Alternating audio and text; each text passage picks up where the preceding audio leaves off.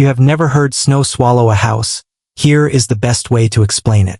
When the power cuts, even the refrigerator hum goes quiet, and the dark presses in until every small light feels too bright and too close. The stories you are about to hear are allegedly true. Each one begins the same way, with a winter cabin and a sudden blackout. What followed was not darkness. It was something else lighting up in places it should not be. My name is Lena. I am 23, and I work the rental counter at a small ski hill outside Woodstock, Vermont. The cabin in this story is my dad's. A cedar A-frame tucked near a frozen pond about 15 minutes from town. The date was December 19th, 2021. A Sunday night right before the holiday rush. My older brother Evan and I drove up after my shift with 2 duffel bags, a crock pot, and a box of backup candles my dad always kept by the stairs. We got in just past 9. The wind was the kind that stacked drifts against the door like bags of flour. We lit the gas fireplace, switched on the old lamp with the cracked parchment shade, and turned on the porch string lights that made the snow glow blue. Evan wanted to watch the end of a game on his phone while it still had data. I made soup in the crock pot and dotted candles in saucers along the mantel like my dad taught me. The power died at 10:42, all at once, like a stagehand yanked a master lever. The fireplace still hissed, and for a beat that orange rectangle was the only living thing in the room. Then something across the pond answered it with a warm square of its own. At first I thought it was the moon through trees, but it was too steady, too yellow. It was the boathouse. The boathouse is 100 feet from the cabin, down a slope of slate steps and birch. Its single bulb runs on the same line as the porch and living room. The wall switch is by the mudroom bench. I know this because I grew up flipping it when we dragged the canoe out in spring. With the whole valley dark, that building should have been blind. But there it was, a soft rectangle floating on the iced pond like a lit postcard. Evan went to the breaker panel anyway with his headlamp. Every switch already sat down. We tried our phones. No service. We opened the back door and the wind pushed in like a wall. He swept his light toward the boathouse, and the inside glow trembled, as if our beam made it nervous. We both stood there without saying the obvious thing. The switch in our mudroom was down. The boathouse had power. We decided not to be stupid and leave the cabin. We shut off the fireplace so our own light would not paint us on the glass, and we crouched behind the couch with the headlamp off. The boathouse stayed golden. Snow changed angle in the wind like a sheet being shaken. I kept counting heartbeats to quiet my breathing and lost count 3 times. Then the glow moved. Not a lot. Just a slow inch to the left, back to the right like a pendulum. No house does that. A hand does that. Evan gripped my sleeve, and I realized he was squeezing to ask me whether I was seeing what he was. I nodded. The yellow hole slid out of the boathouse window and became a puck of light among tree trunks. It was not a bulb. It was a lantern. I wanted to believe it was a neighbor. The lake has 6 cabins, most empty for the season. But I knew the owners, and nobody would hike out in that wind with a swinging lantern like it was a storybook. The pond ice popped in the cold, and the hair on my arms stood up at every hollow crack. The light stopped just short of our deck, then went dark. We waited. When my phone finally found 1 bar, I texted my dad and our neighbor Candace, who lives year-round at the road. I wrote there was someone on the lake and our power was out. The text showed sent, then nothing. The house ticked as the fireplace cooled. A handful of minutes later the deck snow squeaked. Boathouse. Not dear. The lantern snapped back on in one smooth lift, but this time it was too close and too high, like whoever held it was peering in through the window frame. Evan whispered that we should make noise and pretend the place was full. So I spoke in a bright voice to nobody, asking if the soup was ready, if the game was still on, if anyone needed more wood. I smacked the remote on the coffee table for effect. The lantern drifted to the side like an eye sliding along the glass. I pictured a chapped mouth, a scarf up to a nose, pupils dilated to our dark. I thought of the switch in the mudroom and felt a heat behind my ribs that was not from any fire. From the road came a single white blink, then another, like a car trying to nose through the drifts. The lantern turned. It lowered and began to move that way, a bobbing star on a string. We watched until it vanished into the spruce. 10 minutes later, my phone buzzed with a voicemail from Candace's landline. "Back door unlocked for you," she said. "Generator is dead. Stay put." Sheriff called. The sheriff did not reach us till morning. Tire marks ended at Candace's. In daylight, we traced lantern prints to the boathouse. The padlock was in the snow. Inside, our bulb was cold. That glow had been carried, not powered there. My name is Nate. I'm 31, a high school history teacher from Kalispell, and the cabin I'm talking about sits 5 miles off Route 2 on a logging spur near Glacier. It isn't fancy, just knotty pine, a metal roof, and a wood stove that makes the whole place smell like split larch. I was up there with my younger sister Kayla for the week after Christmas, mostly to snowshoe, read paperbacks, and get away from the kind of holidays where everybody talks over each other. The cabin had a propane stove and a little manual transfer generator in a shed, but we were lazy about firing it unless we had to. There's a county road kit in the garage left from my uncle's contracting days: cones, reflective triangles, and 6 sealed tubes of highway flares with crimped aluminum caps. I had never opened them. The nearest neighbor was a ranch couple down by the county road. If we saw headlights at night, they were usually snowmobiles on the ridge. At 11:07, as the snow downgraded from flakes to dust, the ceiling light over the kitchen table flicked once and died. The refrigerator clicked, then the kind of quiet fell that feels like your ears just popped. The wood stove ticked. Our phones spun and showed no service. Somewhere in the dark, a branch let go a load of snow that crumped down like wet laundry. We dug out headlamps and a couple of candles from the drawer next to the sink and let the fire carry most of the light. That's when the other color arrived. It wasn't white like a truck or yellow like a porch. It was a smear of red moving through the trees above the driveway bend. It blinked alive behind the spruce, low, steady, and smoky, and it cast the kind of light you see in photos from old accident scenes. I killed my headlamp to watch it through the window. Kayla said, "Is that a brake light?" The cabin faced downhill, and the red bled across the snow at a shallow angle.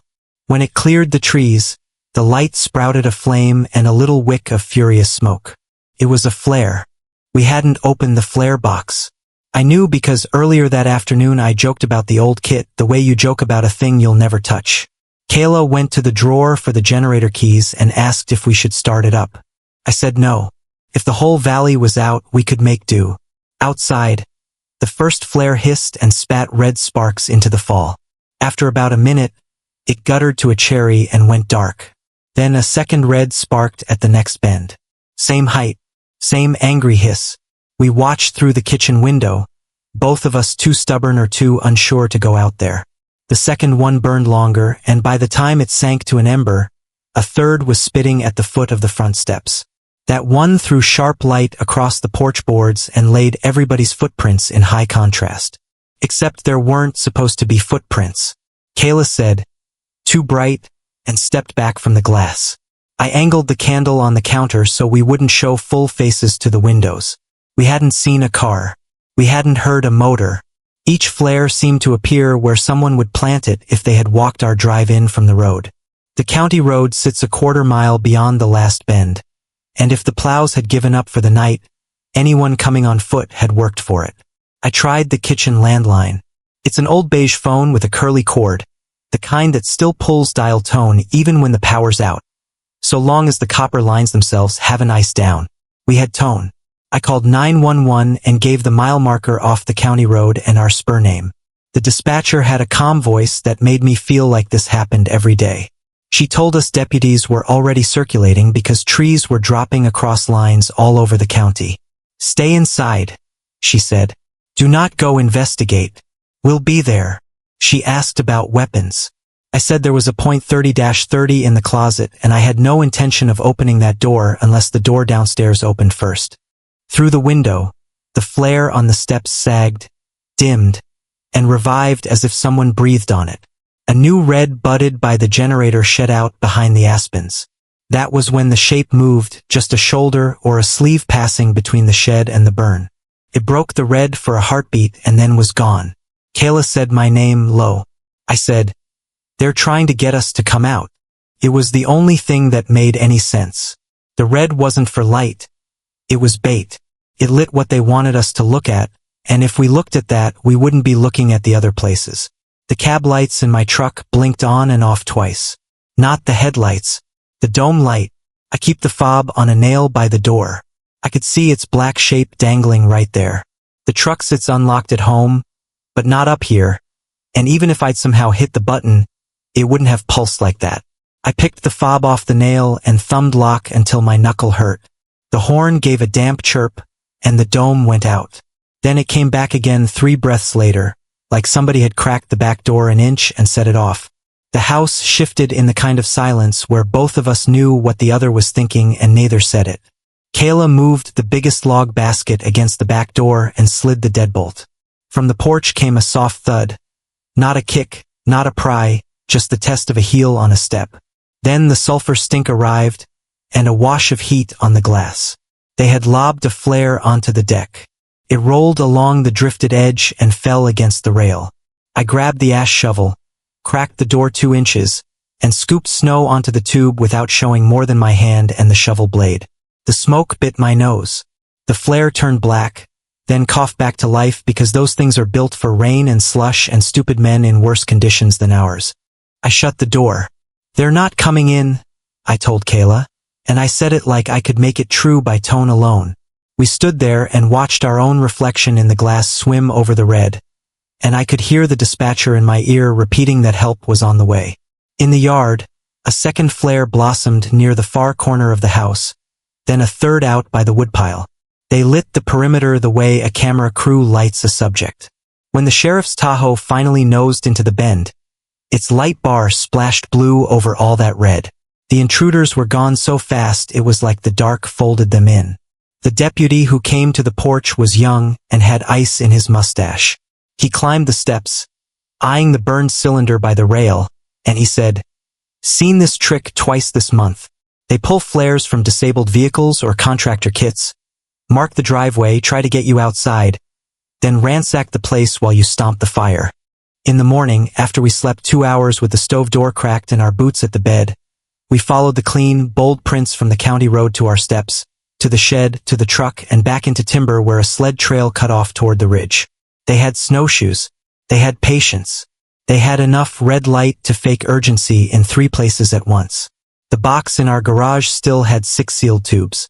The seal was unbroken. My name is Marisol. I'm 29, a wildlife tech out of Duluth, and my aunt's winterized cabin sits on a feeder lake north of Ely, Minnesota. I was up there alone the first week of January, off call for once, checking the roof load and making sure the pipes hadn't frozen.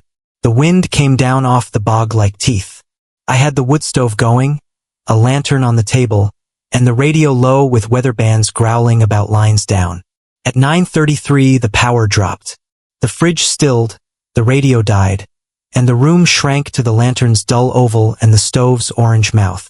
I cracked the door to look at the lake, and that's when I saw the other lights. They looked like cigarette tips, pinpricks of red set back in the trees at about shoulder height. 2 winked on farther left, then 3 more, as if something were counting us. I killed the lantern and watched from the porch post. When I lifted my hand, 2 dots brightened. When I stepped, another pair flared and settled. I knew what they were before I wanted to know. Trail cameras. The cheap ones throw a faint red when their IR array fires. Somebody had ringed the yard with them. I took my headlamp into the woodshed and found one strapped to the inside of the door frame, aimed at the handle. Another sat 5 feet up a birch, pointed straight at the bathroom window. Zip ties, fresh. No boot prints you could trust in wind like that, just the scuffed signature of snowshoes and a sled cut. I put the headlamp between my teeth, popped one camera free, and held it up. It buzzed once like a phone and went dark. The SD slot was empty. The copper landline still had a heartbeat. I called the sheriff, gave section, township, range, the lake name, the spur. The dispatcher said, "Stay inside. If you can, leave them for prints." I said there weren't going to be prints. I hung blankets over the windows and killed the lantern. In that thicker dark, a new red glowed at the rafters, steady and patient. Not a smoke detector blink. Too low for that. It peered through the knothole above the bookshelf. I slid a chair under it and found a thumb-sized pin camera taped to a beam with electrician's tape, the kind that writes to a microcard and hums a red dot when the battery's low. Someone had been inside before the storm. The stove ticked. Outside, a white bar crawled along the far wall. The swing of a flashlight across the logs. Then went away, as if whoever held it remembered light cuts both ways. One by one the forest dots winked out, not all at once like a power returning, but like things being plucked, pocketed, walked away. We found one they missed under the eave. On it, 20 seconds of porch, a lantern's halo, and me lifting my hand to the dark.